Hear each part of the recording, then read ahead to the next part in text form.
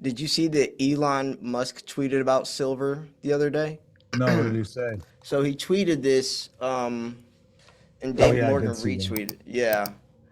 I mean, for people, do you think the average person would look at this and anything would click? No, Like, I don't. yeah, Because number one, no one knows what that number one is. That's a Morgan silver dollar. right. And maybe my favorite way of accumulating silver. I mean, I love, love, I love. love Morgan. This is Yeah. a money clip that I have with the Morgan Yeah. silver Oh, dollar on it. So I I love the have one like Morgan that. dollars, number one. The second one is a silver certificate where it Yeah. basically says payable to the bearer on demand in silver coin.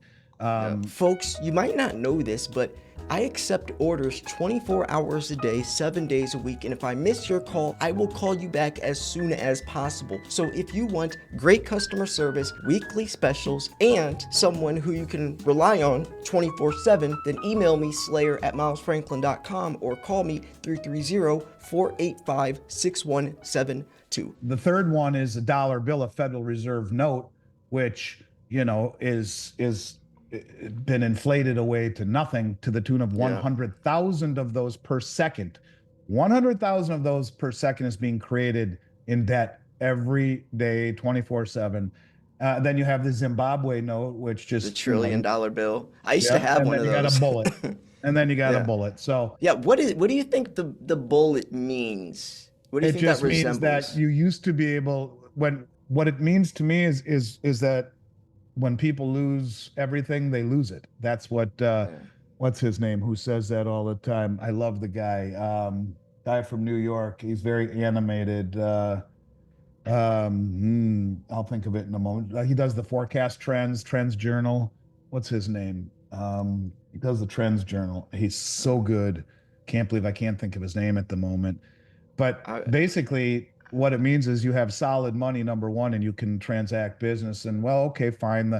It's easier to carry a bunch of silver certificates than the silver coin. Okay, well, now we're into dollar bills that are losing value so fast that they turn into the Zimbabwe note. And when that all goes and no one wants your currency, well, you bring in a gun instead and say, give me it, and right, you take it by right. force. So Yeah, I was thinking that's what I was Gerald thinking Celente, like by the way, Gerald war. Celente says when Okay. people lose everything, they lose it. And that's what that means Yeah. to me is that that last step is when the whole system breaks down. Yeah.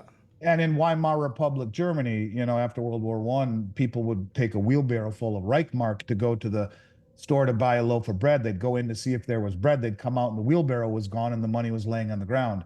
That's kind of what that is saying is Yeah. that when you get to a point where the whole system breaks down monetarily, that then it becomes, the Wild West, and you better be well armed and have eyes behind your head. Yeah, I don't think, like looking at third world countries, people literally carry their money in trash bags and they weigh their money on scales because instead of counting it like to buy a pack of gum would take hundreds of these dollars, they just weigh their money on scales. Like you'll see the guys holding up a sign that says like broke millionaire. Well, that's what that And bullet means because yeah, the next step is I'm not carrying this shit around yeah, anymore. I'll just walk in with a gun and take it. And yeah, that's kind of what it means. And that's why there are bigger implications involved in the debasement of the currency because it ends up impoverishing people. It ends up skewing the whole system. It ends up always ending badly. And more so when you talk about inflation for the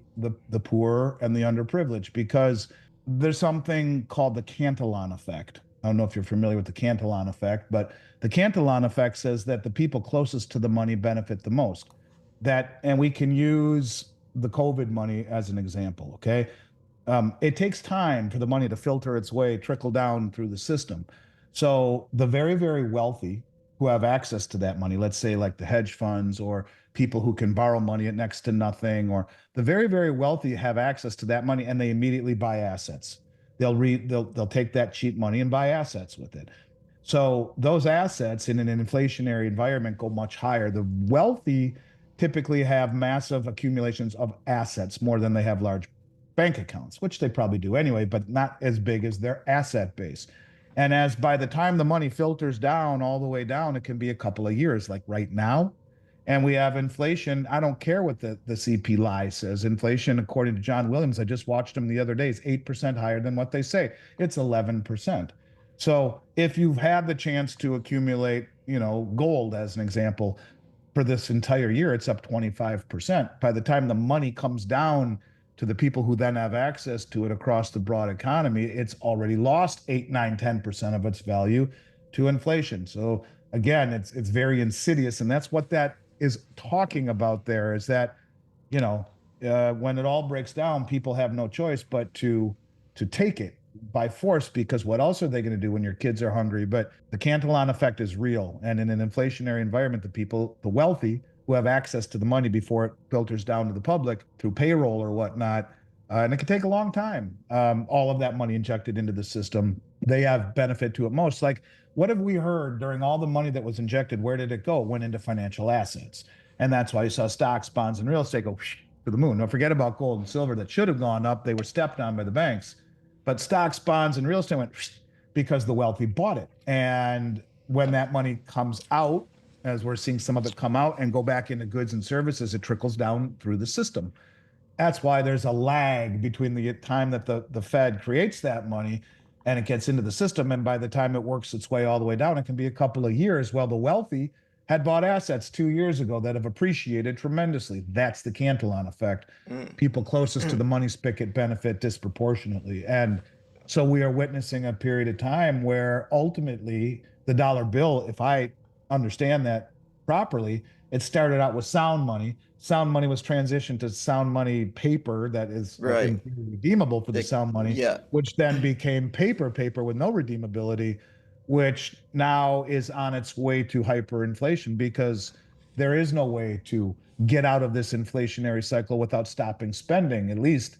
And if you just balance the budget today, we still have 160 or 70 trillion in unfunded liabilities and $35 trillion balance sheet. Forget about the debt, but if we just balance the budget, we have so many liabilities both on balance sheet and off that inflation is here to stay, period.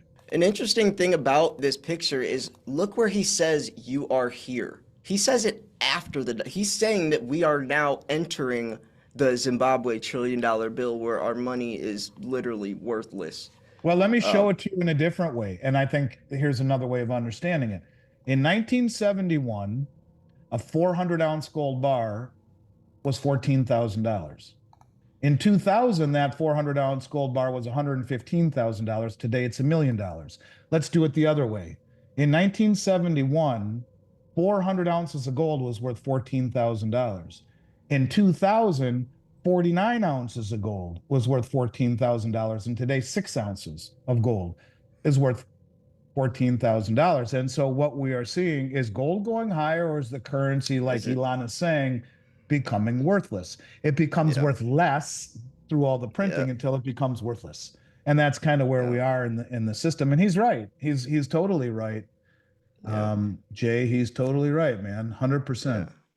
Now I'm gonna bring another. I figured I wanted to take this interview more, or this podcast more, into a lot of topics I've been making videos about lately. I've been talking about some really interesting stuff. I want your takes on this. This is something that's happening on October 1st, what the Federal Reserve is announcing. Their final capital requirements for all large banks effective on October 1st, more gold backing to compete with BRICS gold-backed currency. This is the actual press release showing. So what do you think about this? Just about a month ago, we predicted the U.S. was not just going to sit back and allow BRICS to roll over them with their new gold-backed currency, competing with the dollar. So yeah, they are basically saying that the Federal Reserve is on the verge of finalizing individual capital requirements for large banks. These new requirements are not just another set of rules, but intended to keep the U.S. dollar stronger against BRICS. Basically meaning banks have to keep a minimum of 4.5% of like real money, tier one stuff, to try to help the dollar, I guess. There's a whole bunch of points about it, but that's basically what it is. What do you think about that? Well, think about that for a moment. First of all, since the pandemic, it's been a 0% reserve requirement. And think about how crazy that is, that only 4.5% reserve Yeah. requirement is what is Yeah. needed. So, that means they have $4.50 for every $100 that they have to keep that on hand. So what if, $10 worth of deposits want redemption? That means they have to sell assets. It's a step in the right direction, of course, but it just goes to show how far these banks are from being sound if 4.5% is the requirement.